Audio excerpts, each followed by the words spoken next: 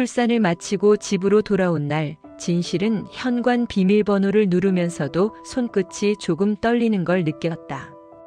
아이를 안고 지낸 3주 동안 병원과 산후조리원의 하얀 벽만 보다가 다시 자기 집 냄새를 맡는다는 것이 묘하게 낯설었다. 문이 열리자 익숙한 센서 등이 먼저 켜지고 신발장과 장우산, 벽에 걸린 시계가 눈에 들어왔다. 떠나던 날과 똑같은 풍경이었다. 그런데 설명하기 어려운 한 가지만 달라져 있었다. 보이지 않는 공기였다.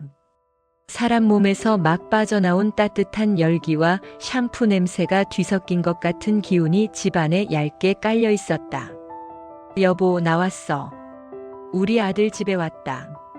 진실이 조심스레 말하자 부엌 쪽에서 허둥지둥 발소리가 났다. 도윤이 앞치마 끈도 제대로 묶지 못한 채 뛰어나왔다. 머리는 헝클어져 있고 티셔츠에는 소스 얼룩이 동그랗게 말라붙어 있었다. 반가움과 어색함이 동시에 섞인 웃음이 입가에 걸렸다. 왔어. 아이고, 우리 아들. 아이고, 고생했네. 들어와. 집이 좀 엉망이어도 이해해줘. 입으로는 엉망이라고 했지만 집은 생각보다 깔끔했다. 소파 위에는 담요 한 장이 접혀 있고 테이블 위에는 컵 하나와 리모컨이 놓여 있을 뿐이었다. 쓰레기 봉투도 입구가 반듯하게 묶여 싱크대 옆에 서 있었다. 혼자 지낸 남자의 집 치고는 너무 단정했다. 그 점이 오히려 진실의 마음을 건드렸다.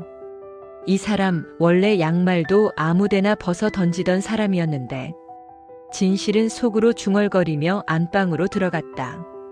침대 시트가 새 것으로 바뀌어 있었고 창문 틈으로 찬 공기가 새어 들어오지 않게 커튼이 단단히 쳐져 있었다.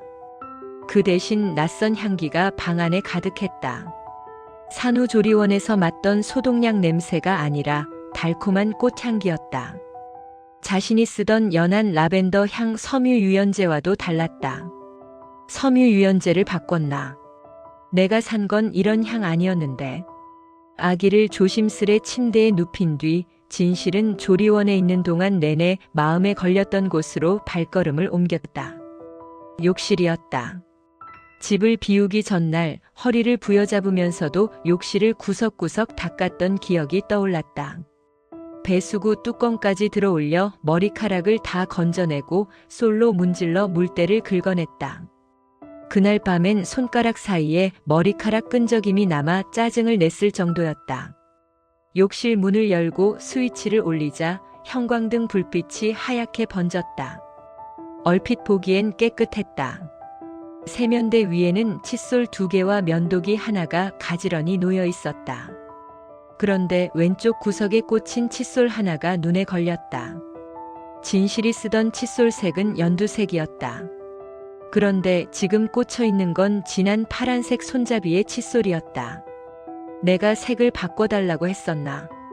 아닌데. 스스로 기억을 의심해 보면서도 찝찝함은 가시지 않았다. 진실은 칫솔을 집어들었다가 다시 제자리에 꽂았다.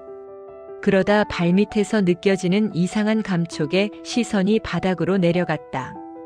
샤워 부스 안쪽 배수구 주변에 검은 덩어리 같은 것이 붙어 있었다.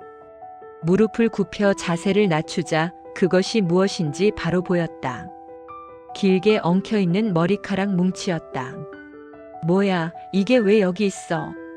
입 밖으로 흘러나온 말은 자신도 모르게 떨렸다. 배수구 망에는 머리카락이 한두 가닥이 아니라 둥글게 뭉쳐붙어 있었다. 마른 물때 사이로 머리카락이 굳어 있어 적어도 몇 번은 머리를 감은 흔적으로 보였다.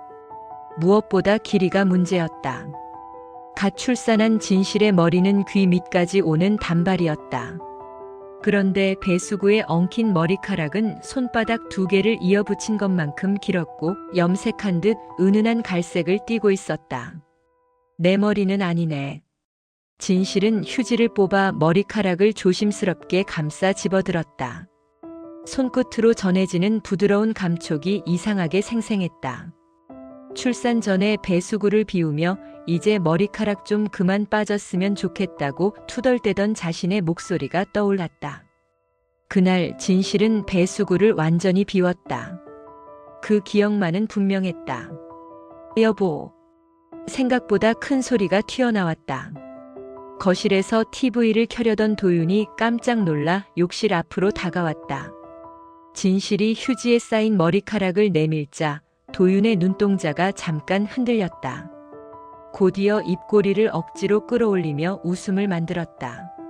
아, 그게 동서 있잖아. 가끔 엄마 반찬 가져다 준다고 왔다 갔다 했거든. 덥다고 우리 집에서 샤워 몇 번 했어. 긴 머리잖아, 걔는. 아마 걔 머리일 거야. 동서가 여기 와서 샤워를 했다고. 시댁이 코앞인데 굳이? 엄마 집은 좁아서 불편하다나 봐. 잠깐 들른 것까지 일일이 엄마가 당신한테 보고하겠어? 당신 지금 많이 예민해. 애 낳고 나면 다 그런다잖아. 예민하다는 말이 심장을 콕 찔렀다. 진실은 입술을 다물었다. 이 집에 돌아온 첫날부터 남편과 다투고 싶지는 않았다. 하지만 휴지 속 머리카락은 어떤 설명으로도 사라지지 않았다. 결국 진실은 머리카락을 더 세게 쥐었다가 그대로 쓰레기통 깊숙이 밀어넣었다. 뚜껑을 닫고 돌아서면서도 자꾸만 뒤를 돌아보게 됐다. 밤이 되자 집은 조용해졌다. 아기는 젖을 먹고 바로 잠들었다. 도윤은 피곤하다며 먼저 등을 보이고 누웠다. 규칙적인 숨소리가 금방 들려왔다. 불을 끈 방 안에서 진실의 눈은 좀처럼 감기지 않았다. 머릿속에서는 욕실 바닥과 배수구, 그 위에 엉켜있던 머리카락이 계속 떠올랐다. 낯선 꽃향기가 이불 사이로 스며드는 것도 신경 쓰였다. 내가 너무 예민한 걸까? 아니면 진짜로. 천장을 바라보며 뒤척이던 진실은 문득 아파트 복도 끝 게시판에 붙어있던 안내문을 떠올렸다. 각 세대 현관 앞을 비추는 CCTV가 설치되어 있고 분실물이 있을 때 관리사무소로 문의하라는 문구였다. 흑백 화면 속 복도 사진이 눈앞에 또렷하게 그려졌다. 확인하면 되잖아. 누가 우리 집 앞을 드나들었는지, 내가 혼자 상상으로 미쳐가는 건지. 아무도 찍혀있지 않으면 그 또한 이상하다는 불안이 동시에 밀려왔다. 그래도 모른 척한 채 사는 것보다는 나았다. 혼자 멈춰섰다. 출산 후 집에 온 지 이틀째 되던 아침, 진실은 평소보다 더 일찍 눈을 떴다. 밤새 뒤척이느라 깊이 잠들지 못한 탓에 머리는 무거웠지만 욕실 배수구에 엉켜있던 머리카락 뭉치가 계속 떠올라 그대로 누워있을 수가 없었다. 남편은 이미 출근했다며 서둘러 나가버린 뒤였다. 식탁 위에는 허겁지겁 먹다 남긴 빵 조각과 커피 얼룩만 덩그러니 남아있었다. 진실은 설거지를 하다 말고 창밖을 바라보았다. 회색 아파트 단지 사이로 겨울 햇살이 묵직하게 내려앉아 있었다. 그 빛 아래 현관 앞 복도를 비추는 CCTV 카메라가 떠올랐다. 가서 확인하면 되지라는 생각이 가슴을 콕 찔렀다. 정말 동서가 다녀간 건지 아니면 자신이 모르는 누군가가 이 집을 오갔던 건지 눈으로 확인하면 알 수 있을 것 같았다. 혹시라도 괜한 의심으로 끝난다면 그래도 괜찮다고 스스로를 설득했다. 내가 너무 예민한 거였구나 라고 웃어버리면 된다고 생각했다. 그러나 확인도 하지 않은 채 덮어두면 이 느낌은 평생 마음 한구석에서 골물 것 같았다. 결국 진실은 유모차를 꺼내 아기를 따뜻하게 싸서 눕히고는 조용히 집을 나섰다.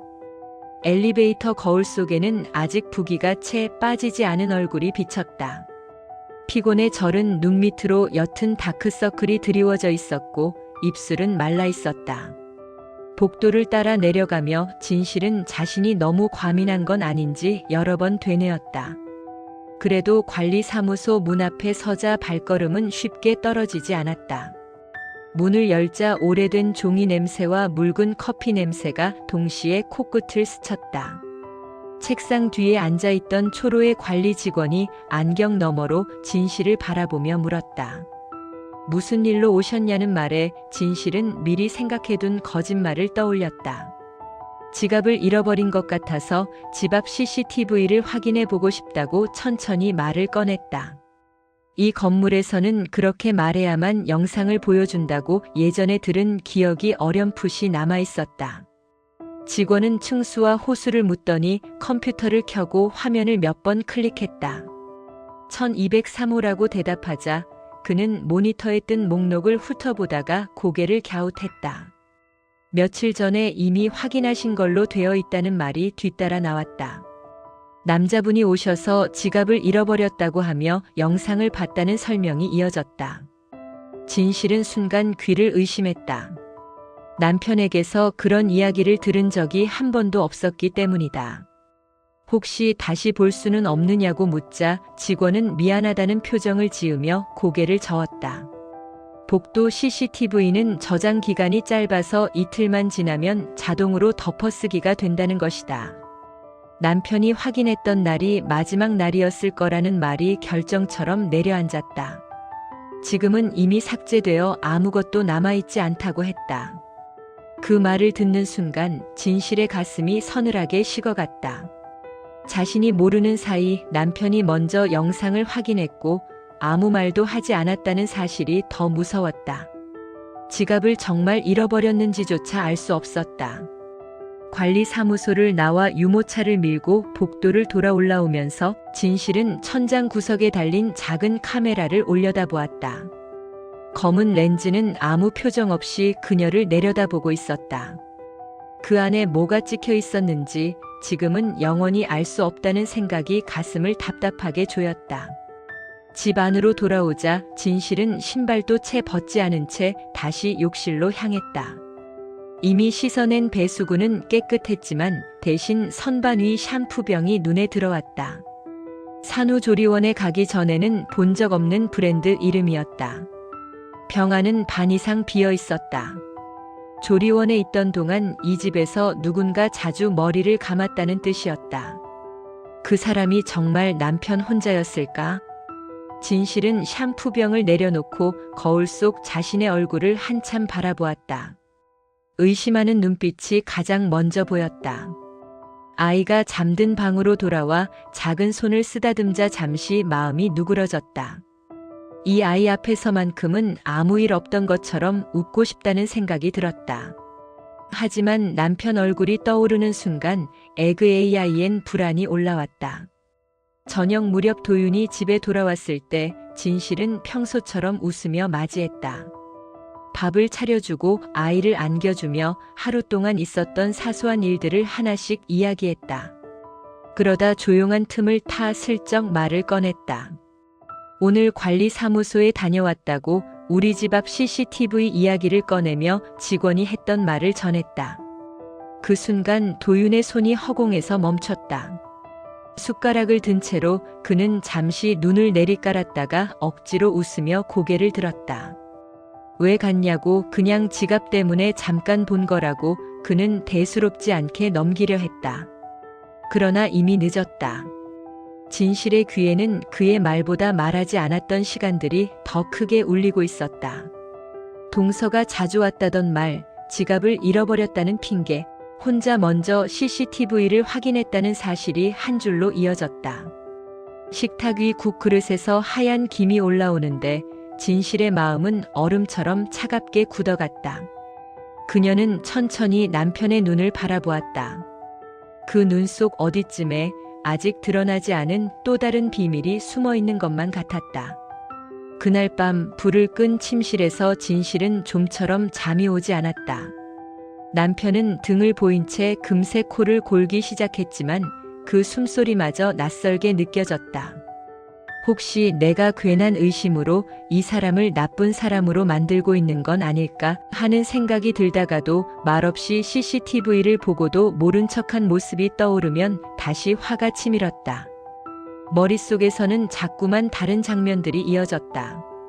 조리원에 있는 동안 이 집 욕실에서 누군가 머리를 말리고 있었을 모습, 낯선 샴푸 향기가 천천히 방 안으로 퍼져 들어오던 순간 거실 사진틀이 비뚤어질 만큼 누군가 다급하게 몸을 숨겼을지도 모른다는 상상까지 뒤섞였다. 진실은 베개를 끌어안고 눈을 꼭 감았다. 이제 막 태어난 아이를 생각하면 어느 쪽이든 진실을 확인해야 한다는 생각뿐이었다. 혹시 정말 아무 일도 아니라면 지금 이 의심을 버리기 위해서라도 끝까지 따져야 했다. 그러나 만약 자신의 불길한 예감이 맞는 거라면 이 집에서 함께 웃던 지난 시간들까지 전부 거짓이 되는 셈이었다. 그 두 가지 생각 사이에서 마음이 갈라지는 느낌이 들었다. 밤은 아주 깊어졌다. 아침 공기는 차가웠다. 도윤은 허겁지겁 옷을 걸쳐 입고 가방을 들더니 아이 얼굴을 잠깐 쓰다듬고는 현관으로 향했다. 말은 훈련 나간다는 말뿐이었다. 고등학교 육상부 코치는 대회가 가까워질수록 더 바쁘다며 그는 늘 그렇게 말해왔다. 오늘도 늦어? 아무래도 요즘 애들 컨디션이 엉망이야. 나라도 더 붙잡고 있어야지. 예전 같았으면 고생한다고 웃어줬을 것이다. 지금은 그 말이 귀에 들어오지 않았다. 머릿속은 관리사무소 직원의 말로 가득했다. 며칠 전에 이미 남편이 CCTV를 확인했고 지금은 영상이 지워졌다는 사실. 진실은 신발끈을 조이고 있는 도윤을 향해 조심스럽게 물었다. 당신 지갑 찾았어? 도윤은 고개를 숙인 채 짧게 대답했다. 아니, 그냥 어디 떨어뜨린 모양이지. 별거 아니야. 별거 아니면 왜 말을 안 했어? 나한텐 한마디도 없었잖아. 도윤은 혀를 차듯 숨을 내쉬었다. 괜히 걱정하게 만들기 싫어서 그랬지. 당신 조리원에 있는데 내가 지갑 잃어버렸다고 하면 마음만 쓰잖아. 그래서 혼자 가서 본 거야. 없더라. CCTV에도 안 찍혔어. 진실은 그 부분을 굳이 짚지 않았다. 괜히 더 캐묻다 보면 싸움이 될 것 같았다. 대신 다른 쪽을 건드렸다. 당신 말대로면 그동안 우리 집엔 동서 말고는 아무도 안 왔다는 거지. 그렇다니까. 시엄마는 동서가 바빠서 못 올라온다고 하던데. 언제 왔는데? 도윤은 그제야 얼굴을 들었다. 잠깐 동공이 흔들렸다. 중간에 하루 이틀 짬나는 날 있었어. 엄마가 반찬 좀 갖다 주라고 시켰대. 그때 왔다 갔어. 내가 날짜까지 기억하진 못하지. 왜 그렇게 따져 묻는 거야 요즘. 마지막 말에 억울한 어조에 짜증이 섞여 있었다. 진실은 숨을 한 번 깊게 들이켰다. 예민하다는 말을 듣고 싶지 않았다. 그냥 알겠다고 고개를 끄덕였지만 속으로는 조용히 결심했다. 오늘 직접 시어머니에게 전화해 보겠다고. 아무것도 아니면 그대로 좋고 혹시라도 말이 엇갈리면 그때 다시 생각해 보기로 했다. 남편이 나가고 나자 집은 금세 조용해졌다. 진실은 핸드폰을 집어들고 통화 목록에서 시어머니 이름을 눌렀다. 신호음이 2번 울리고 익숙한 목소리가 들려왔다. 늘 미안하다고 하던 목소리였다. 잠깐 안부를 주고받은 뒤 진실은 최대한 아무렇지 않은 척 물었다. 엄마, 저 조리원 있을 때요. 동서 집에 자주 왔어요? 여보 말로는 반찬도 놔두고 샤워도 했다는데요. 뭐라고? 걔가? 자주 오긴 뭘 자주 와. 한 번인가 급하게 들른 적은 있지. 반찬 들고 가라고 했더니 바쁘다고 택배로 보내면 안 되냐고 하네야. 샤워는 또 왜 해? 지집 두고. 그 대답을 듣는 순간 진실의 손끝이 서늘해졌다. 시어머니 말투에는 거짓이 섞여 있지 않았다. 되려 어이없다는 웃음까지 섞여 나왔다. 진실은 순간 무슨 말을 더 해야 할지 잊었다. 침묵이 길어지자 시어머니가 먼저 물었다. 왜 뭐가 이상해? 도윤이가 또 대충 말했구나. 너 요즘 너무 예민해져 있는 거 아니니? 애 낳고 나면 다 그래. 너무 별거 아닌 것까지 캐묻지 말고 몸부터 챙겨. 네, 엄마. 그냥 궁금해서 여쭤봤어요. 입으로는 그렇게 말했지만 마음속에서는 아니다라는 생각이 자랐다. 통화를 끊고도 한참 동안 핸드폰을 내려놓지 못했다. 남편의 말과 시어머니의 말이 어긋나는 소리가 귓속에서 계속 부딪혔다. 잠시 뒤 핸드폰이 짧게 진동했다. 모르는 번호였다. 대출 광고겠지 하고 넘기려다 혹시 병원에서 걸려온 것은 아닐까 하는 생각에 전화를 받았다. 예상과는 전혀 다른 차분한 여자 목소리가 들려왔다. 남편이 다니는 고등학교의 교무부장이라고 자신을 소개한 그 사람은 육상부 관련해서 보호자와 통화가 필요하다고 말했다. 진실의 심장이 쿵 내려앉았다. 좋은 일은 아닐 것 같았다. 혹시 남편분 얘기 들으셨어요? 아니요. 뭔 일인데요? 교무부장은 말을 잠시 고르더니 천천히 설명했다. 육상부 여학생 한 명이 코치와 관련해 힘든 일을 겪었다며 상담을 신청했고 그 내용이 심각해 학교에서 경찰에 신고까지 하게 되었다는 것이었다. 현재 조사가 진행 중이라 자세한 말은 할 수 없지만 해당 코치는 업무에서 잠시 배제된 상태라고 했다. 아직 아무것도 확정된 것은 아니니 흘러나오는 소문만 듣고 먼저 놀라지 말아달라는 부탁도 덧붙였다. 진실은 머릿속이 하얘졌다. 무의식 중에 물었다. 혹시 그 여학생이 우리 집에 온 적이 있나요? 짧은 정적 끝에 교무부장은 그 부분은 자신도 모른다며 학생이 집에서 있었던 일을 이야기했다고만 말했다. 수사 중이라 자세한 말은 할 수 없다며 서둘러 전화를 끊었다. 전화를 끊은 뒤 진실은 소파에 주저앉았다. 손에 쥔 핸드폰이 미세하게 떨리고 있었다. 저녁에 돌아온 도윤의 얼굴은 굳어 있었다. 진실은 일부러 평소처럼 맞이했다. 아이를 안겨주고 밥을 차려줬다. 그러다 찌개를 덜던 손을 멈추고 조용히 말했다. 오늘 학교에서 전화 왔어. 그 한마디에 도윤의 어깨가 움찔했다. 그는 숟가락을 든 채로 천천히 고개를 들었다. 진실은 그의 눈을 똑바로 바라보았다. 교무부장님이라고 하던데. 육상부 여학생 한 명이 힘든 일을 겪었다고. 그래서 경찰에 신고까지 했다고. 당신은 업무 배제됐다고. 식탁 위 공기가 얼어붙었다. 도윤의 입술이 마르게 달싹거렸다. 그는 잠시 아무 말도 하지 못했다. 결국 진실이 먼저 입을 열었다. 그 여학생, 우리 집에 온 적 있어? 이 질문은 이제 피할 수 없는 선이었다.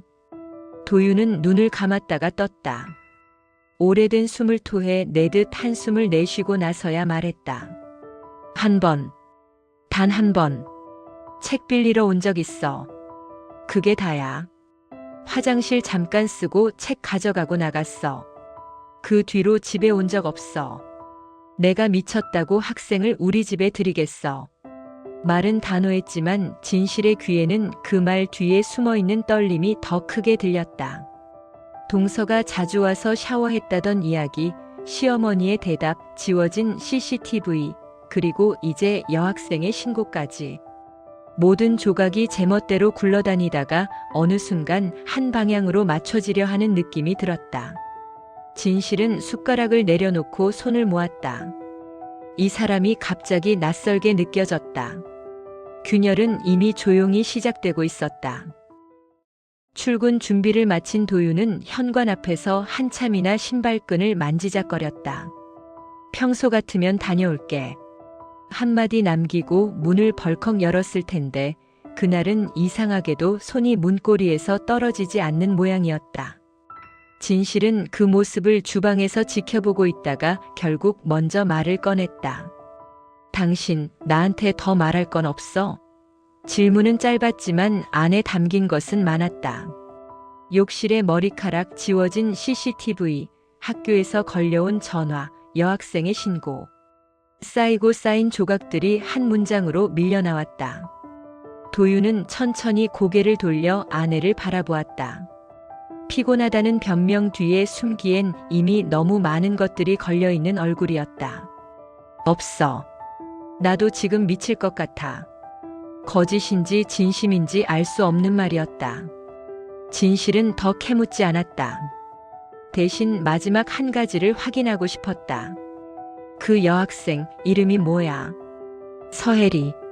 처음 듣는 이름이었다. 그런데 입안에서 굴려보는 순간 이상하게 신경이 곤두섰다. 진실은 그 이름을 머릿속에 새겨두었다. 마치 나중에 반드시 다시 꺼내야 할 열쇠처럼 느껴졌다. 도윤은 더 말을 이어가지 못하고 문을 열었다. 문이 닫히는 소리가 생각보다 크게 울렸다. 집안에 홀로 남겨지자 진실은 숨을 깊게 내쉬었다. 마음 한쪽에서 남편 편을 들어야 한다. 는 목소리와 지금이라도 뒤를 캐야 한다. 는 목소리가 서로 부딪혔다. 그때 핸드폰 화면에 메시지 알림이 떴다. 육아 선배 친구에게서 도착한 안부 문자였다. 출산 후 어때? 라는 가벼운 안부였지만 진실은 답장을 보내려다가 손을 멈췄다. 쉽게 털어놓을 수 있는 이야기가 아니었다. 결국 그녀는 다른 선택을 했다. 검색창을 열고 남편이 말한 학교 이름을 적은 뒤 육상부를 검색했다. 학교 홈페이지 게시판에는 얼마 전 치러진 대회 사진과 함께 선수 명단이 적혀 있었다. 그 가운데 서혜리라는 이름이 있었다. 사진 속에서 혜리는 다른 아이들보다 조금 말라 보였다. 웃고는 있지만 눈동자 어딘가에 굳은 표정이 걸려 있는 것처럼 보였다. 이 아이가 남편한테 신고를 한 거구나. 사진을 확대해 보다가 진실은 화면 한쪽 구석에 찍힌 또 다른 사람을 발견했다. 트레이닝복을 입은 남편이었다. 학생들 뒤에 서서 어깨에 손을 올리고 웃고 있는 얼굴. 항상 보던 그 웃음인데 지금 눈에 들어오는 건 너무 다르게 느껴졌다. 이 웃음이 과연 모두에게 똑같이 향하는 웃음인지 아니면 특정한 사람에게만 더 오래 머무는 웃음인지 알 수 없었다. 그날 오후 초인종 소리가 울렸다. 택배 기사였다. 시어머니가 보낸 김치와 반찬 상자였다. 박스를 부엌으로 옮기다가 진실은 문득 떠오른 생각에 움직임을 멈췄다. 남편이 집에 누가 드나들었다면 엘리베이터나 복도 CCTV 말고도 다른 흔적이 남아있을 수 있었을 것이다. 하지만 이미 정식으로 찾아갔을 때조차 보여줄 수 있는 자료가 없다고 했는데 아기 아는 몸으로 또 뛰어다닐 자신이 나지 않았다. 대신 다른 길을 택하기로 했다. 진실은 다시 교무부장에게 전화를 걸었다. 혹시 직접 학교에 찾아가 얘기를 들을 수 있을지, 그리고 남편이 어떤 말을 하고 있는지 알고 싶다고 조심스럽게 말했다. 교무부장은 한숨을 내쉬더니 보호자가 직접 이야기 듣는 건 가능하지만 지금은 학생이 많이 예민해져 있으니 조심해달라고 당부했다. 아이 말만 듣고 섣불리 판단하긴 어렵습니다. 그렇다고 선생님 말씀만 믿고 무시할 수도 없고요. 그래서 경찰에도 넘긴 거고요. 전화를 끊고 나서도 진실의 머릿속은 복잡했다. 한쪽에서는 혹시 정말 남편이 그런 짓을 했다면 어떡하지? 라는 공포가, 다른 쪽에서는 딸 같은 제자가 괜히 남의 가정을 무너뜨리려 거짓말을 할까? 라는 의문이 부딪혔다.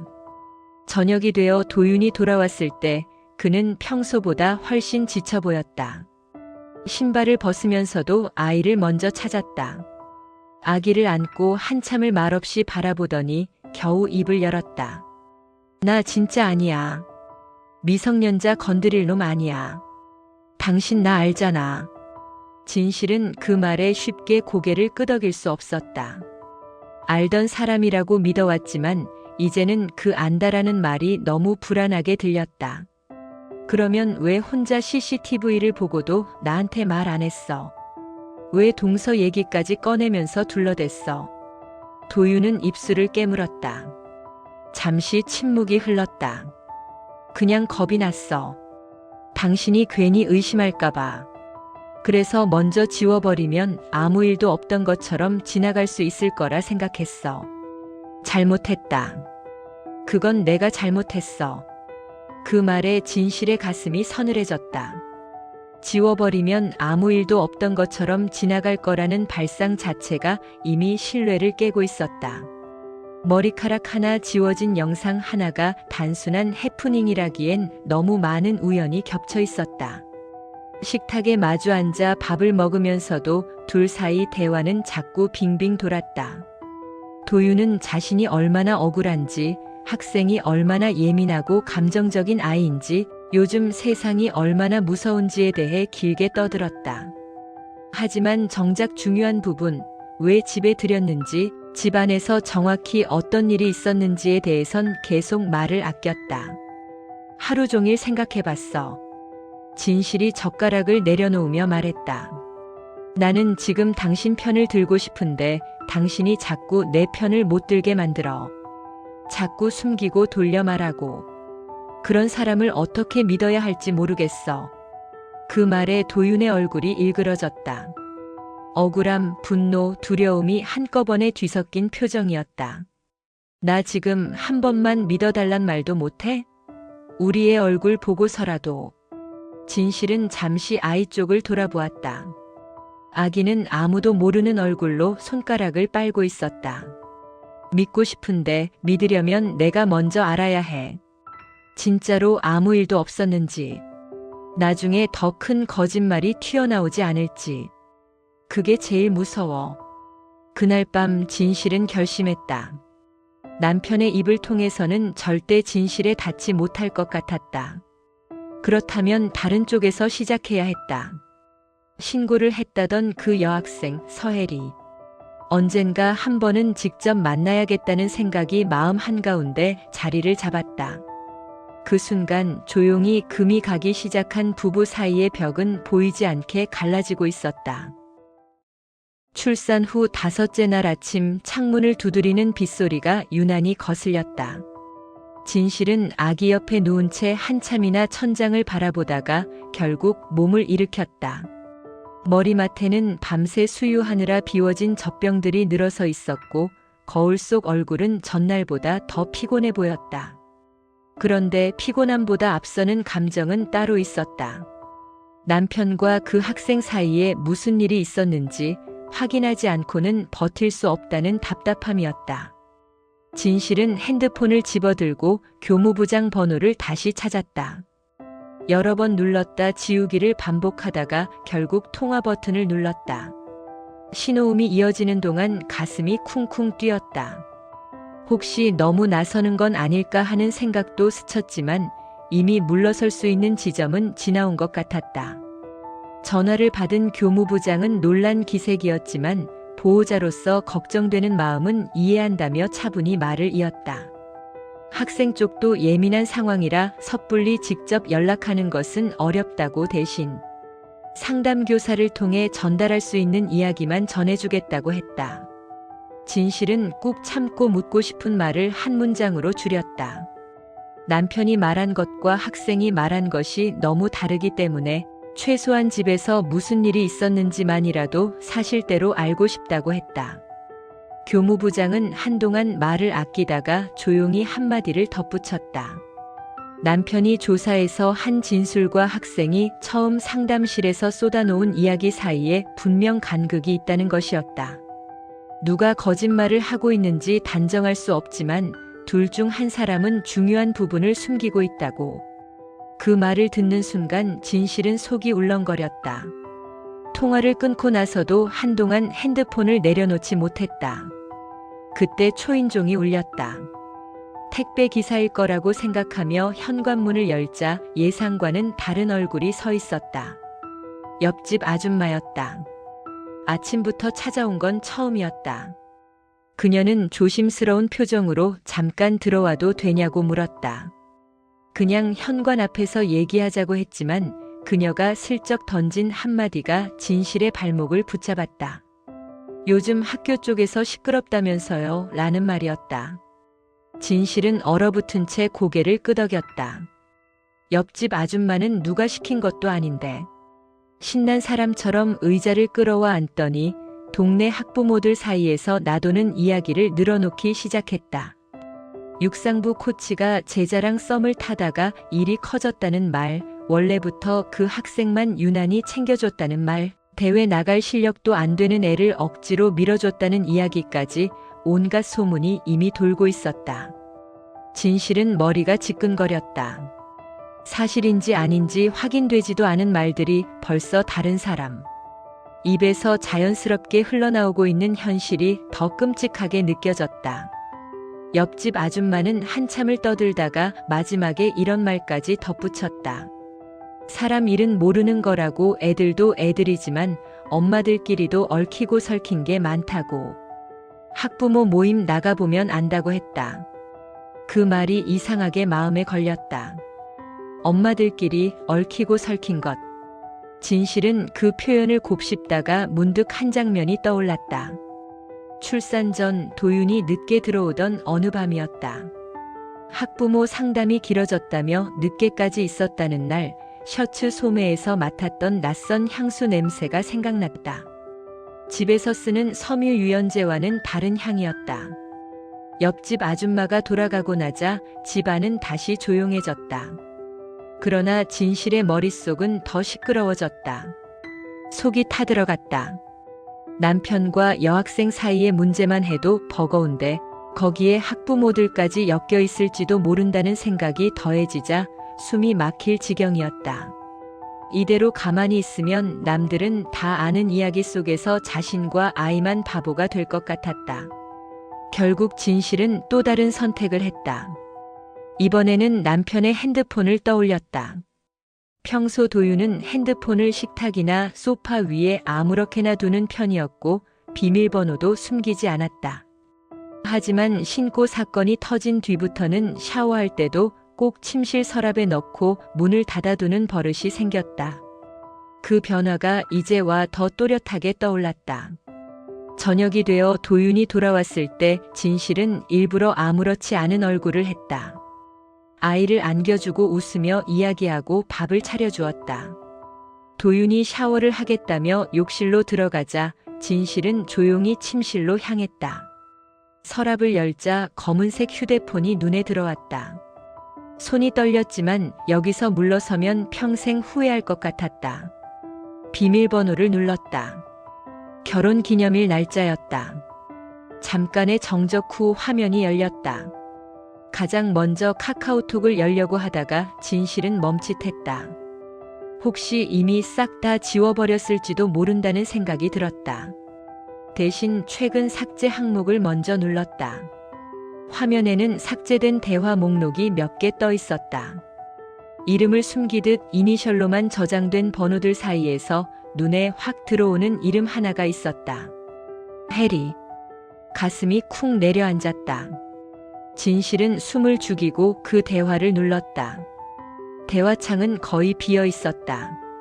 최근 며칠치 기록은 말끔하게 사라져 있었다. 그런데 한 줄 지워지지 않은 문장이 눈에 걸렸다. 우리 집 앞이야. 잠깐 내려올래. 그 한 줄만 남겨두고 나머지는 다 지운 것인지 복원 과정에서 어긋난 것인지는 알 수 없었다. 다만 분명한 건 남편이 먼저 집 앞으로 부른 적이 있다는 사실이었다. 그것도 단순히 책 이야기만 주고받던 사이는 아니라는 걸 짐작하게 만드는 문장이었다. 욕실에서 물 내려가는 소리가 들려왔다. 시간이 많지 않았다. 진실은 손가락을 움직여 사진 첨부 목록을 열었다. 썸네일 몇 개가 빠르게 스쳐 지나갔다. 운동장 스타디움, 학생들 단체 사진. 그리고 그 사이에 실내 조명 아래 찍힌 어른의 손과 여학생의 손이 겹쳐 있는 듯한 사진이 순간 보였다. 확대해 보기도 전에 화면이 갑자기 꺼졌다. 배터리가 부족하다는 알림이 떴다. 동시에 욕실 문이 열리는 소리가 들려왔다. 진실은 반사적으로 핸드폰을 제자리에 덮어놓고 서랍을 닫았다. 심장이 귀 바로 옆에서 뛰는 것처럼 쿵쿵거렸다. 욕실에서 나온 도윤은 수건으로 머리를 털며 태연하게 물었다. 왜 그래? 얼굴이 하얘졌네. 진실은 대답 대신 억지로 웃음을 지었다. 지금 당장은 아무것도 모른 척해야 했다. 그러나 그 순간 이미 마음속에서는 하나의 결론이 자리를 잡고 있었다. 이 문제는 더 이상 부부 사이 다툼으로 끝날 일이 아니라는 사실이었다. 신발장 위에 놓인 남편의 휴대폰을 훔쳐본 밤이 지나고 진실은 거의 한숨도 자지 못했다. 눈을 감으면 우리 집 앞이야. 잠깐 내려올래. 라는 문장이 선명하게 떠올랐다. 그 한 줄이 머리카락 뭉치보다 지워진 CCTV보다 더 깊게 가슴을 찔렀다. 누구의 손에서 먼저 시작된 말인지 어떤 표정으로 보냈는지 상상할수록 속이 메스꺼웠다. 하지만 이상하게도 진실의 분노는 남편에게만 향하지 않았다. 이제는 이름도 얼굴도 어렴풋이 알게 된 그 아이 서혜리에게도 향했다. 제자가 감히 스승의 집 앞까지 와서 이런 문자를 주고받았다는 사실이 엄마로서 아내로서 견디기 힘들었다. 아침이 되자 도윤은 무슨 일도 없었다는 듯 하품을 하며 부엌으로 나왔다. 커피를 내리며 그는 휴대폰을 슬쩍 확인하더니 다시 뒷주머니에 찔러 넣었다. 진실은 그 동작 하나하나가 모두 숨기는 몸짓처럼 보였다. 예전에는 거실 테이블 위에 아무렇게나 던져두던 사람이었다. 지금은 손에서 놓지를 않았다. 오늘도 경찰서가? 아직은 아니고 학교에서 다시 불렀어. 학부모 쪽이 워낙 흥분해서 한 번 더 얘기를 들어야 한대. 진짜 피곤하다. 도윤은 일부러 투덜대는 어조를 섞었지만 목소리 깊은 곳에는 미묘한 떨림이 숨어 있었다. 진실은 그 떨림이 억울해서가 아니라 들킬까봐 두려운 사람의 떨림처럼 느껴졌다. 그러면서도 한편으로는 제자에게 당했다는 남편의 말을 떠올리며 흔들렸다. 만약 정말 아무 일도 없는데 어린애가 분풀이로 뒤집어 씌운 거라면 어쩌나. 그 생각이 스치면 남편 얼굴이 안쓰러워지기도 했다. 혜리라는 애 원래 어떤 애야? 그 얘기를 왜 또 해? 그냥 다른 애들보다 좀 예민한 애야. 집안 사정도 복잡하고 운동도 마음처럼 안 되고 코치로서 챙겨준 게 죄냐? 집 앞까지 부르면서 챙겨줬어? 뭐? 순간 도윤의 눈이 동그래졌다. 진실은 자신의 입에서 말이 너무 빨리 튀어나왔다는 걸 깨달았다. 그러나 이미 돌이킬 수 없었다. 그 한마디에 도윤의 표정이 하얗게 질렸다가 금세 억지 웃음으로 덮였다. 아, 그때 연습 빠지고 집 근처 돌아다닌다고 해서 잠깐 보자고 한 적은 있어. 우리 집 앞 공원에서. 그게 뭐가 어때서? 애 멘탈 잡아주는 것도 코치 일이지. 공원? 그래, 공원. 우리 집 바로 앞에 작은 화단 있는데 알지? 거기서 잠깐 얘기했어. 집에는 안 들였어. 당신 또 이상하게 생각할까봐 말 안 한 건 미안하다. 근데 진짜 그게 다야. 공원인지 집 앞인지 메시지 속 우리 집 앞이 어디까지를 가리키는지는 아무도 증명할 수 없었다. 하지만 진실은 그 변명조차 이미 준비된 대본처럼 느껴졌다. 무슨 말을 꺼내도 금방 다른 이야기로 덮어버리는 사람. 눈앞의 남편이 점점 낯선 사람으로 변해갔다. 그날 오후 교무부장에서 연락이 왔다. 경찰 조사가 본격적으로 시작되면서 보호자 진술도 필요하게 되었다는 연락이었다. 원한다면 남편과 함께 조사에 동행할 수 있지만 추천하고 싶지는 않다는 말이 뒤따랐다. 상대가 학생인 만큼 감정이 격해질 수 있고 오히려 부부 사이 갈등만 키울 수 있다는 조언이었다. 전화를 끊은 뒤 진실은 한참을 멍하니 앉아 있었다. 남편과 나란히 앉아 조사실에 들어가는 모습을 상상해봤다. 그곳에서 남편이 나는 안 그랬습니다. 라고 말할 때 과연 옆에서 같이 고개를 끄덕일 수 있을까? 머릿속에서 대답은 쉽게 나오지 않았다. 이대로라면 남편 편도 학생 편도 완전히 들 수 없을 것 같았다. 해가 기울 무렵 진실은 결국 또 다른 선택을 했다. 이번에는 남편도 학교도 아닌 제자 쪽으로 향하는 선택이었다. 교무부장이 말해준 상담교사의 번호로 메시지를 보냈다. 직접 만나자는 말은 하지 못했고 그저 이렇게만 적었다. 저는 서혜리 학생을 미워하고 싶은 마음도 있지만 한 번만 진짜 마음을 듣고 싶습니다. 답장은 바로 오지 않았다.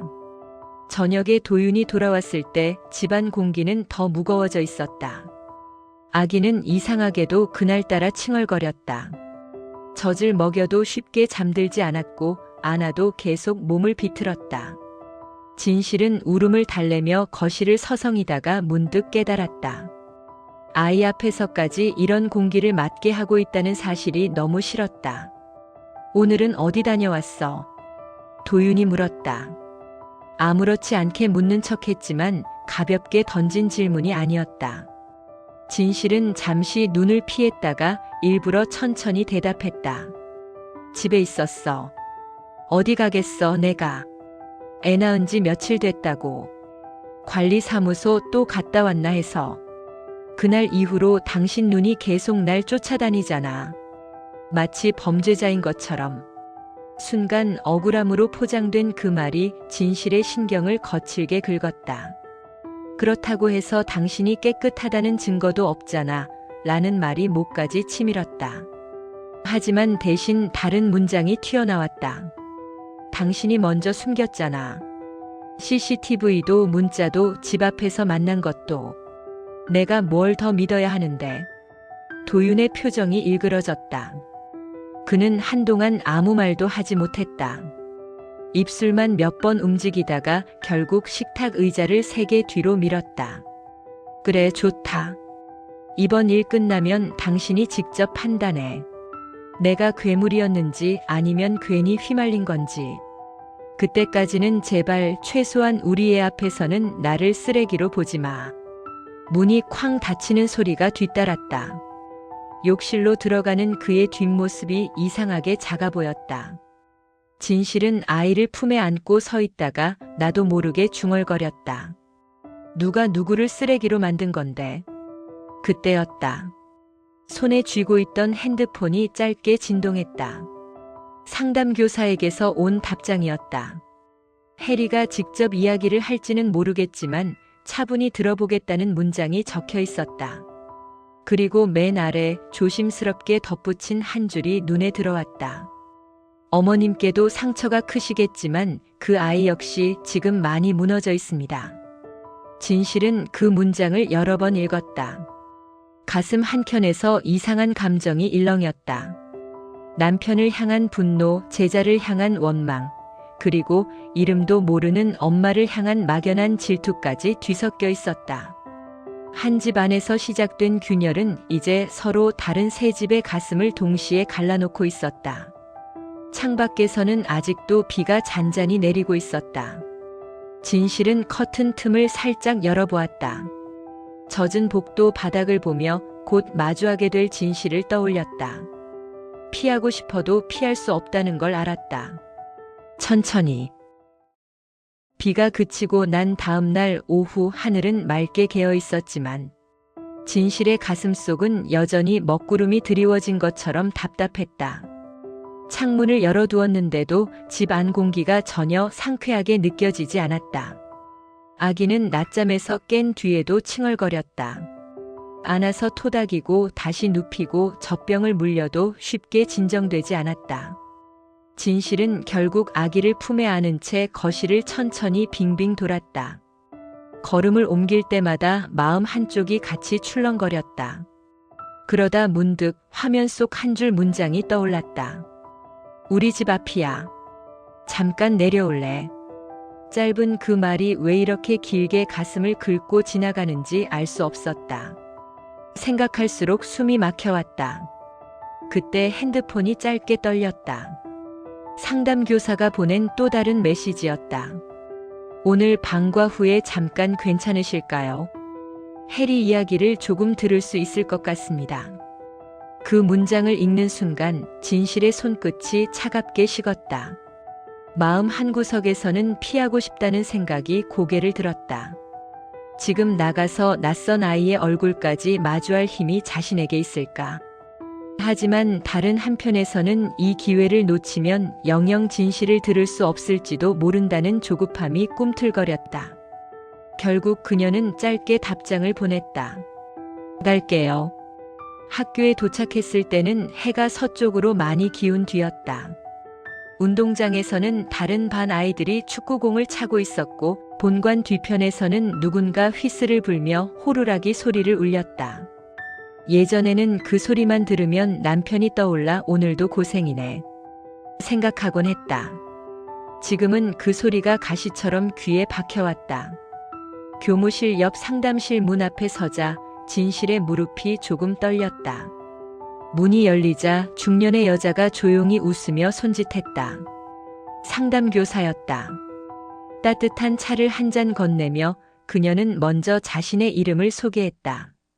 이름이 귀에 들어오긴 했지만 진실은 금세 잊어버렸다.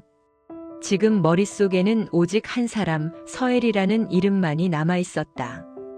해리 이야기를 들으러 오셨다 해서요. 사실 저도 많이 조심스럽습니다. 아이 입장도 있고 어머님 입장도 있으니까요. 상담교사의 말투는 부드러웠지만 어딘가 단단했다. 여러 번 이런 사건들을 지켜본 사람만이 가질 수 있는 거리감 같은 것이 느껴졌다. 진실은 손에 쥔 종이컵을 살짝 쥐었다가 놓았다. 찻잔 가장자리에서 미지근한 온기가 전해졌다. 그 아이가 정말 우리 집에서 무슨 일이 있었던 것처럼 말하나요? 겨우 꺼낸 질문이었다. 상담교사는 잠시 고개를 숙였다가 조용히 고개를 끄덕였다. 처음 상담실에 들어왔을 때 아이는 많이 흥분해 있었습니다. 구체적으로 아주 자세한 장면을 말했어요. 그러다가 중간중간 말을 바꾸기도 했고요. 그래서 저도 이게 어디까지가 사실이고 어디까지가 감정인지 판단이 어렵습니다. 진실은 그 말을 들으며 숨을 삼켰다. 말이 조금씩 바뀐다는 부분이 남편의 말과 닿아 있었다. 남편은 거짓말이 자꾸 부풀려진다고 했고 상담교사는 아이의 기억이 흔들린다고 말했다. 누가 진실에 가까운 쪽에 서 있는지 알 수 없었다. 그런데요. 상담교사가 말을 이었다. 한 가지 분명한 건 아이가 어머님 남편분을 향해 느끼는 감정이 무서움만은 아니라는 겁니다. 그 안에는 배신감, 질투, 혼란 같은 것이 섞여 있어요. 그래서 저는 이 사건이 단순한 성추행 사건이라기보다는 어른들의 관계가 엉켜서 터진 결과일 수도 있다고 느꼈습니다. 어른들의 관계. 그 표현이 진실의 귀에 이상하게 박혔다. 순간 옆집 아줌마가 말했던 엄마들끼리도 얽히고 설킨 게 많다.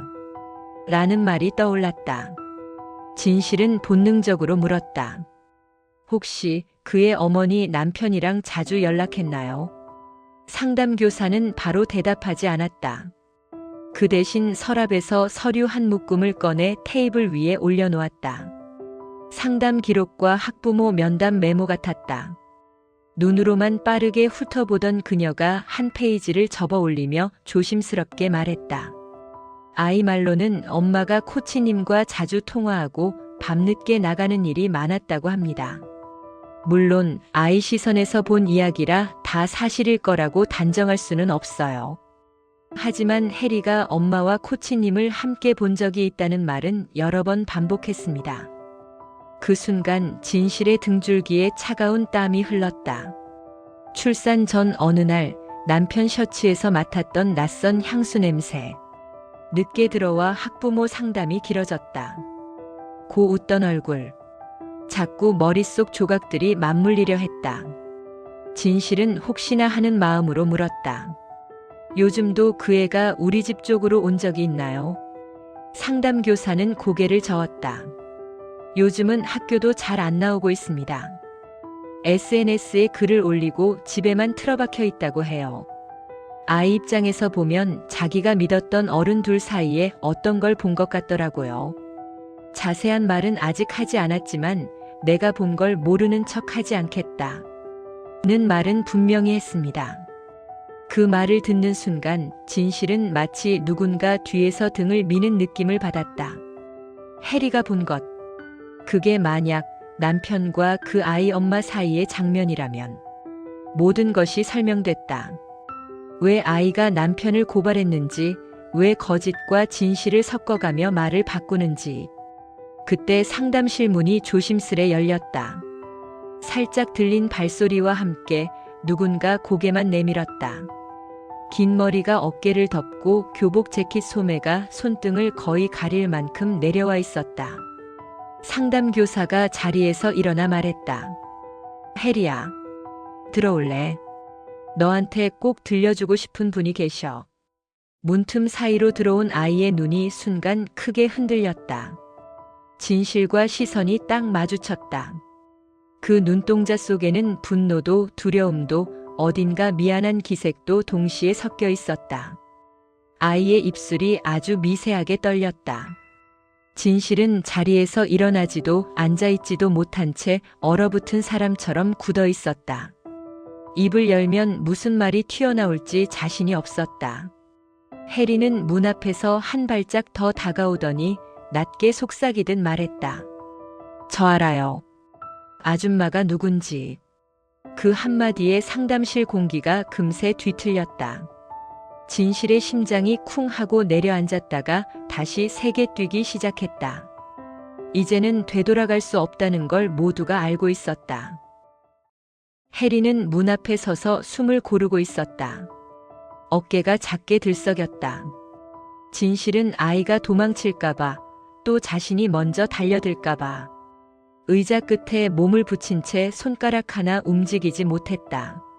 상담교사가 먼저 다가가 조용히 말했다.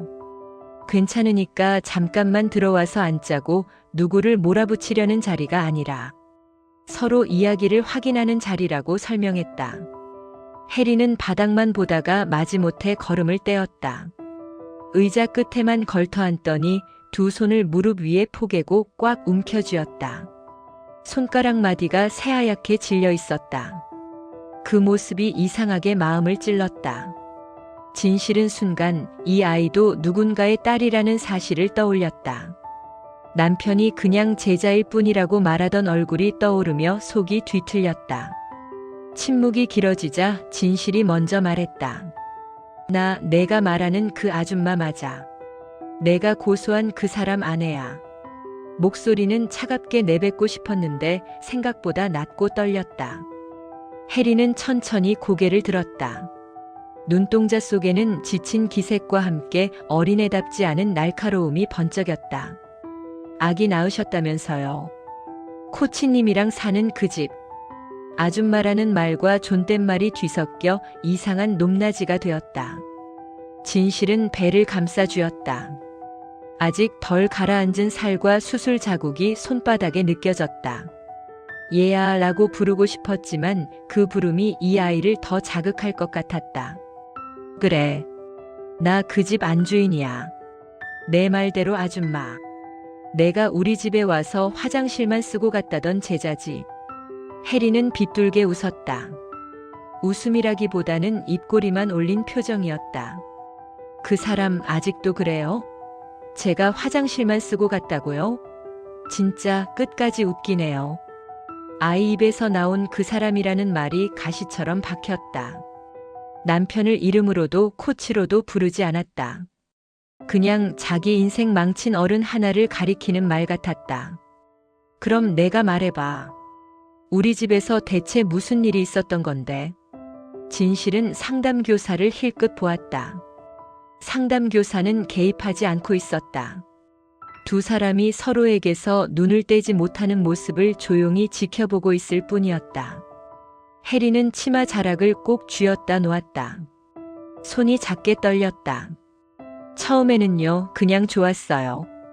코치님이 저만 따로 불러서 얘기해주고 다들 안 된다고 할 때도 할 수 있다고 말해주고 집이 힘들다고 하면 밤에도 메시지 보내서 들어주고 제가 운동으로 인정받는 기분이었어요. 진실의 귀에 밤에도 메시지라는 말이 크게 박혔다. 학부모 상담 때문에 늦는다던 밤 영상 분석하느라 남았다는 날들이 한꺼번에 떠올랐다. 그러다 어느 순간부터 말이 바뀌었어요. 우리 해리 보고 싶다. 선생님 지금 집이야. 힘들면 잠깐 나올래. 처음엔 장난인 줄 알았어요. 저도 웃으면서 넘겼어요. 근데 자꾸 반복되니까 장난인지 진심인지 모르겠더라고요. 해리는 손등으로 눈가를 쓱 훔쳤다. 그날도요.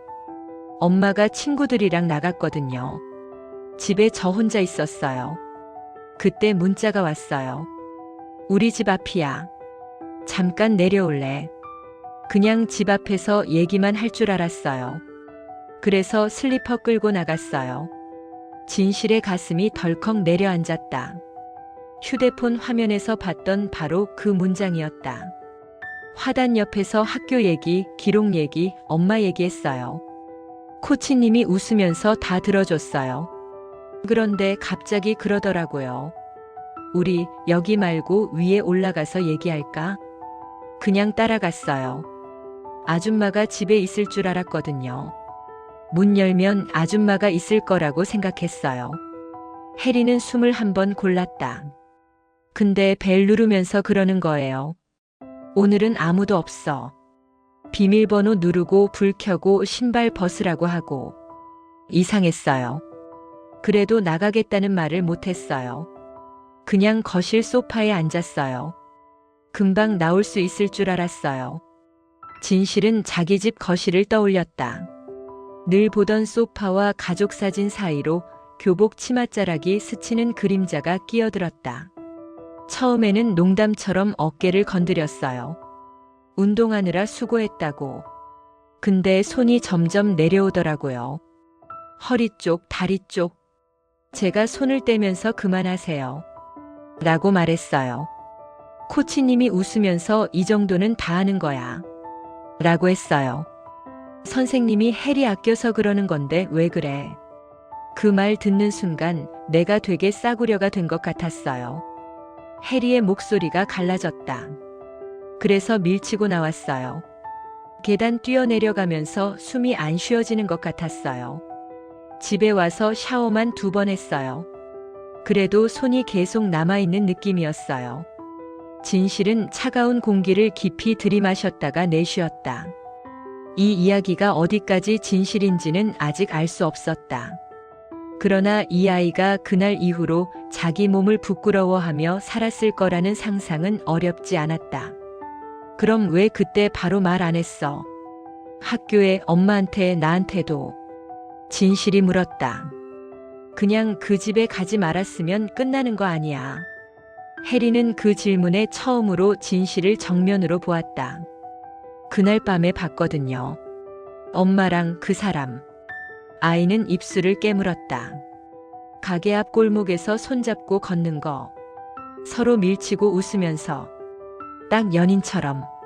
내가 도망 나왔는데 둘은 아무 일 없다는 얼굴로 그렇게 걷고 있었어요. 상담실 공기가 얼어붙었다. 진실의 머릿속에서 여러 조각이 요란한 소리를 내며 맞물렸다. 머리카락 뭉치, 낯선 섬유 유연제 냄새, 지워진 영상, 휴대폰 속 메시지. 그 사이에 밤길을 나란히 걷는 2 사람의 그림자가 끼어들었다. 그래서요.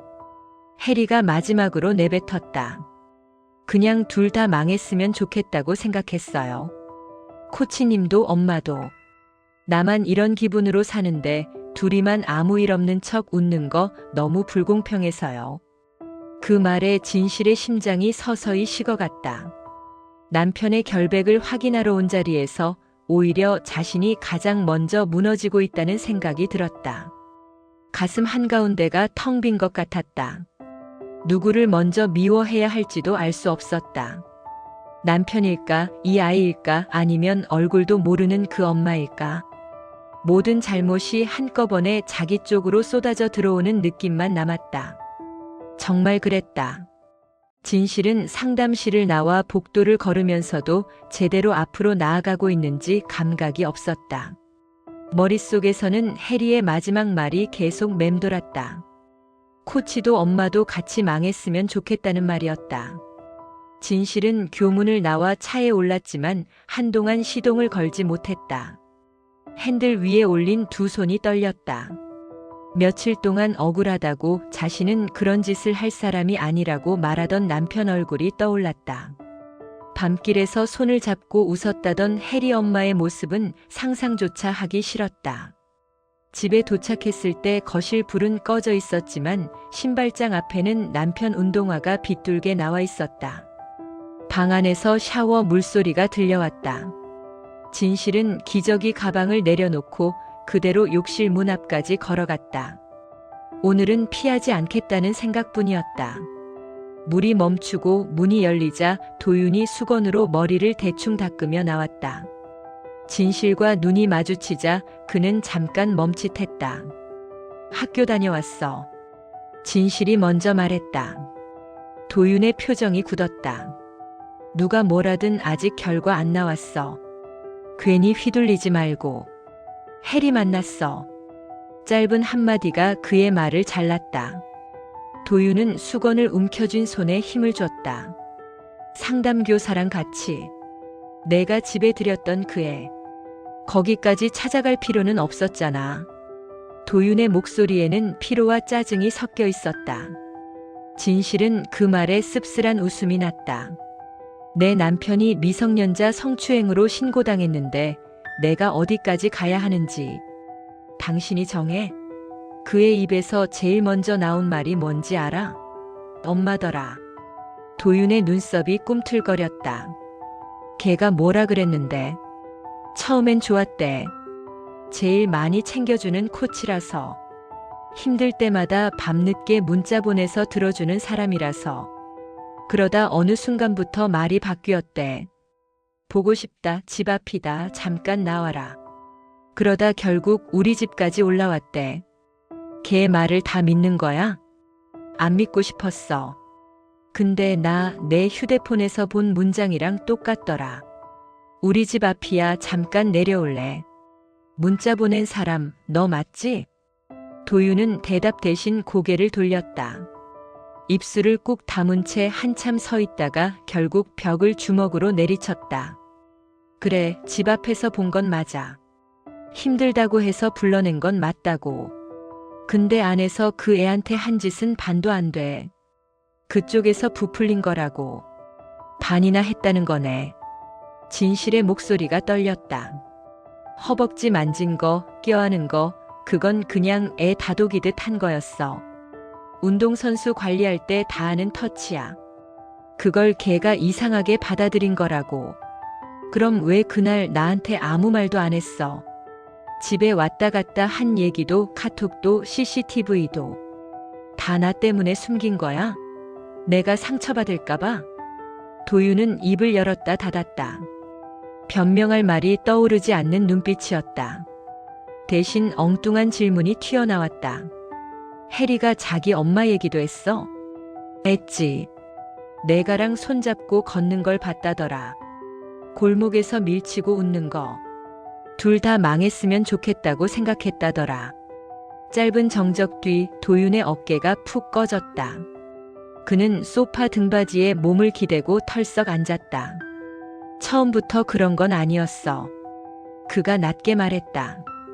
학부모 상담이었어. 애 진로 때문에 걱정한다고 해서 몇 번 저녁에 따로 만났지. 남편이 집에 없다느니 혼자 키운다느니 그런 얘기 계속 듣다 보니까 나도 모르게 경계가 무너졌어. 진실은 비웃음을 삼켰다. 그래서 위로하다 보니 손을 잡았고 걷다 보니 골목이었고 결국 우리 집 욕실 배수구까지 머리카락 뿌려두고 간 거야? 도윤은 얼굴을 찡그렸다. 당신 임신하고 나서 우리 사이 안 좋았잖아. 사소한 말도 다 싸움이 되고. 집에 오면 숨이 막혔어. 나도 사람이다. 잠깐 흔들릴 수 있는 거잖아. 잠깐 흔들린 사람이 제자 앞에서 손을 올려? 진실의 말끝이 갈라졌다. 걔는 둘 다 본 거야. 엄마가 남의 남자랑 웃던 밤이랑 그 남자가 자기 몸을 더듬던 순간을. 그러니까 둘 다 부숴버리고 싶었던 거지. 도윤은 머리를 감싸쥐었다. 손가락 사이로 신음이 새어나왔다. 그러니까 나 성추행범은 아니라는 말이야. 정리하려고 했어. 그 엄마랑도 끝내자고 했고 애한테도 선 긋겠다고 했어.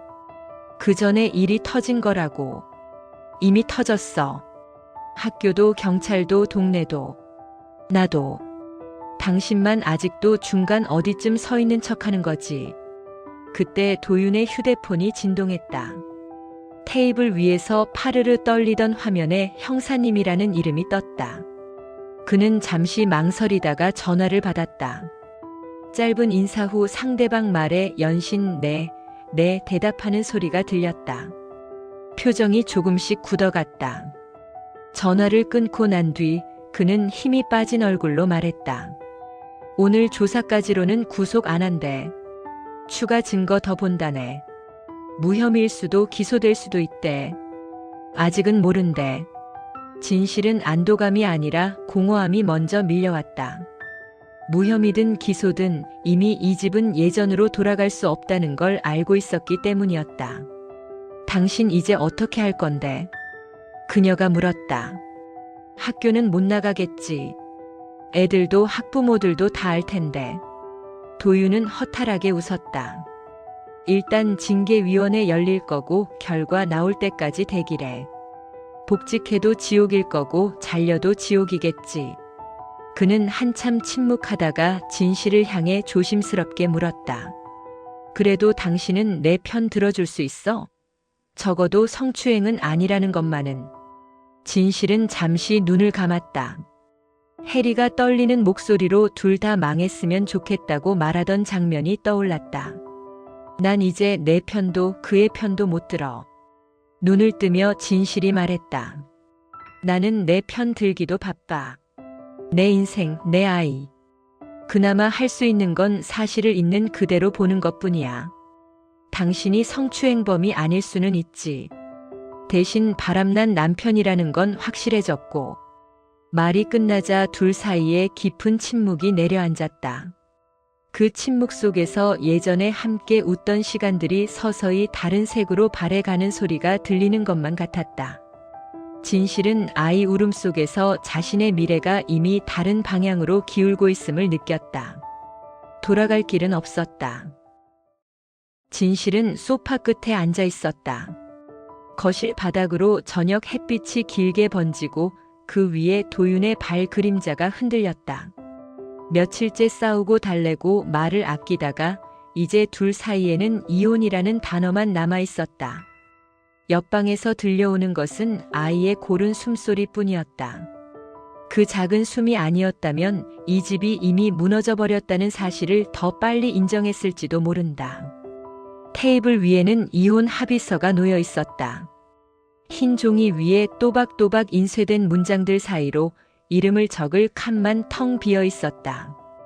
도윤은 그 종이를 집어들고 한참 내려다보더니 피곤한 얼굴로 웃어 보였다. 마치 장난 같다는 듯이 그래도 진짜 이걸 낼 거냐고 물었다.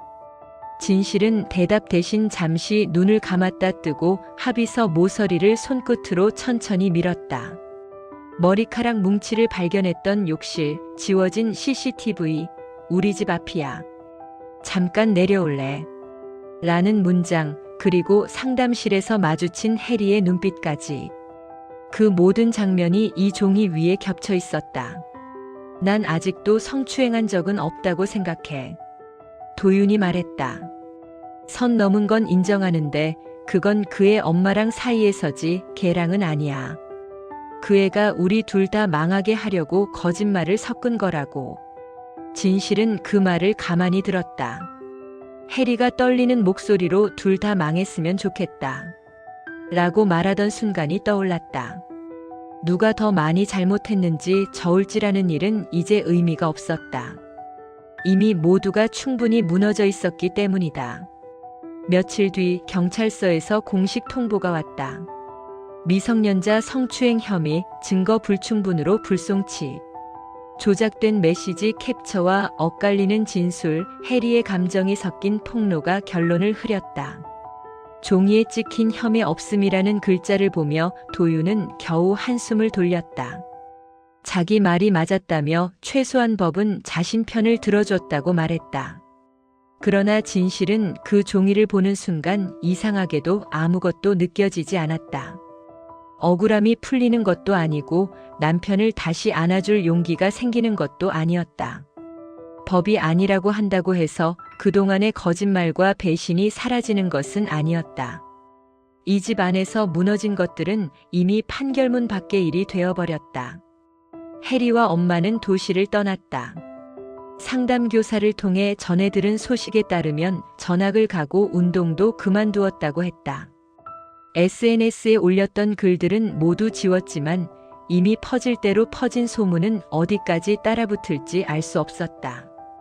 진실은 그 이야기를 들으며 마음 한켠이 싸하게 식는 것을 느꼈다. 어른들이 저지른 일의 잔금을 가장 어린 사람이 떠안고 떠나는 꼴이었다. 해리 엄마와 마주본 날 카페 구석 자리에서 그녀는 눈가를 짙게 칠한 채 종이컵을 양손으로 감싸 쥐고 있었다. 자신도 버림받은 여자라며 잠깐 기대고 싶었을 뿐이라며 딸이 이런 짓을 할 줄은 몰랐다고 말을 이었다. 진실은 그 변명을 들으면서도 한동안 말을 삼켰다. 순간순간 당신 때문에라는 말이 목구멍까지 치밀어 올랐지만 결국 꺼낸 말은 딱 한 줄이었다. 그래도 우리 집만큼은 건드리지 말았어야죠. 그 말을 듣고도 해리 엄마는 끝내 아무 답도 하지 못했다. 입술을 몇 번 달싹이다가 고개를 숙였다. 진실은 그제야 자리에서 일어났다. 불륜녀를 용서한 것도 완전히 증오한 것도 아니었다. 다만 더 이상 어떤 이름으로도 부르고 싶지 않았다. 코치의 애인도 피해자의 엄마도 아닌 그냥 다시는 마주치지 않을 사람으로 남기고 싶었다. 집안 풍경은 전과 같았지만 물건들이 품고 있는 의미는 하나씩 바뀌어 갔다. 욕실 거울은 더 이상 피곤한 얼굴만 비추지 않았다. 진실이 머리를 감을 때마다 배수구 위에 엉켜있던 낯선 머리카락이 떠올랐다.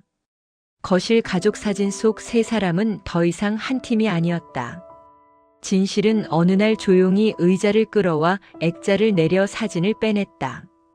종이를 반으로 접어 서랍 깊숙이 밀어넣고 대신 아기 혼자 찍힌 사진을 작은 액자에 끼워 선반 위에 올렸다. 이 집에서 내가 지킬 사람은 이제 이 아이뿐이야. 그 생각이 들자 이상하게 마음이 조금 가벼워졌다. 남편을 용서할지 말지, 해리를 이해할지 말지 고민하는 대신 앞으로 누구 편에 서야 하는지가 분명해졌기 때문이다. 시어머니에게 이혼 이야기를 전했을 때 전화기 너머에서는 한동안 울음과 한숨만 섞여 나왔다. 그래도 애 생각해서 한 번만 더 참고 사람은 누구나 실수하면서 산다고 남편이 잠깐 눈이 먼 거 가지고 집을 깨느냐고 나무랐다. 진실은 잠자코 듣고 있다가 조용히 말했다. 엄마, 잠깐 눈먼 사이에 누가 얼마나 다쳤는지가 중요해요. 저는 이미 돌아갈 수가 없어요. 잠시 침묵 끝에 시어머니는 힘 빠진 목소리로 부탁했다. 붙잡지는 않겠으니 손주 얼굴만은 계속 보게 해달라고. 진실은 그 말에는 선뜻 알겠다고 대답했다. 남편의 아내 자리에서 물러난다고 해서 누군가의 며느리이자 누군가의 엄마라는 자리까지 전부 버릴 필요는 없었다. 짐을 싸는 일은 생각보다 금방 끝났다. 함께 산 시간에 비하면 우스울 만큼 적은 짐이었다. 서랍을 열자 여행지에서 사온 기념품, 커플 머그잔, 서로에게 썼던 짧은 쪽지들이 뒤섞여 나왔다. 진실은 한동안 그 물건들을 손에 들고 있다가 결국 대부분을 제자리에 내려놓았다. 추억까지 들고 나가고 싶지는 않았다. 이 집에 남을 기억들은 이제 도윤이 혼자 감당해야 할 몫이라고 생각했다. 마지막 아침 진실은 아기를 품에 안고 현관 앞에 섰다. 도윤은 신발장 옆에 기대 서 있었다.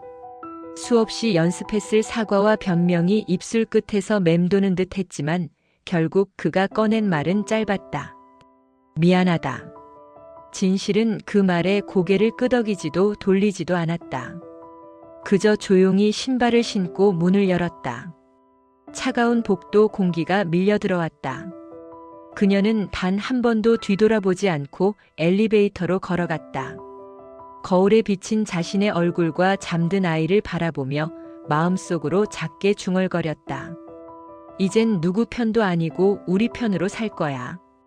반지하의 낮은 천장 아래에서 다시 시작하는 삶이 또 다른 막장이 될지라도 이번 대본만큼은 내가 쓰겠다고 다짐했다.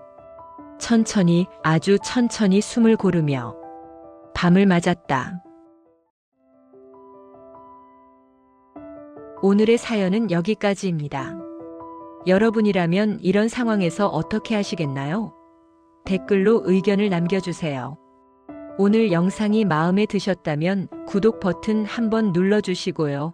좋아요와 알림 설정도 부탁드립니다. 앞으로도 편안한 이야기로 찾아뵙겠습니다. 감사합니다.